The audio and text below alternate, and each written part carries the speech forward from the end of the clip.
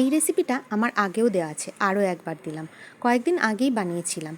এটা হচ্ছে কাতলা মাছের একটা রেসিপি। এটা দিয়ে অতিথি আপ্যায়ন অনায়াসে তুমি করে দিতে পারবে। প্রথমে পেঁয়াজটাকে বেরেস্তা করে ভেজে নাও, তারপর রুই বা কাতলা মাছ হলুদ ছাড়া নুন আর লেবুর রস দিয়ে মাখিয়ে রেখে দাও 15 মিনিট। তারপর কিছু বেসিক মশলা নিয়ে নাও, জিরের গুঁড়ো, ধনের গুঁড়ো, লঙ্কার গুঁড়ো, গরম মশলা গুঁড়ো, আর নিয়ে নাও একটু পোস্ত, চারমগজ আর বেশ কয়েকটা কাজু। আর ফোড়নের জন্য জিরে আর শুকনো লঙ্কা আর তেজপাতা। প্রথমে জিরে, শুকনো লঙ্কা, তেজপাতা ফোড়নে দিয়ে মাছগুলো দিয়ে দাও।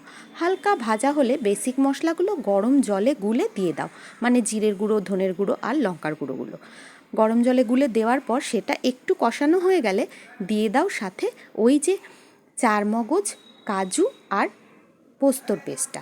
সেটা দেওয়ার পর একটু ফুটে উঠলে এই রকম দিয়ে দাও পেঁয়াজ বেরেস্তা ওপর দিয়ে ছিটিয়ে, পছন্দ মতো কাঁচা লঙ্কা দিয়ে দাও, ব্যাস রেডি। 5 মিনিট ফুটিয়ে ঢাকা চাপা দিয়ে রেখে দাও।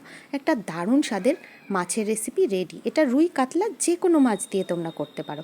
অতিথি আপ্যায়নের জন্য কিন্তু অনবদ্য। একবার অন্তত বানিয়ে খেয়ে আমাকে কমেন্টে জানিও কেমন লাগলো বন্ধুরা। Thank you.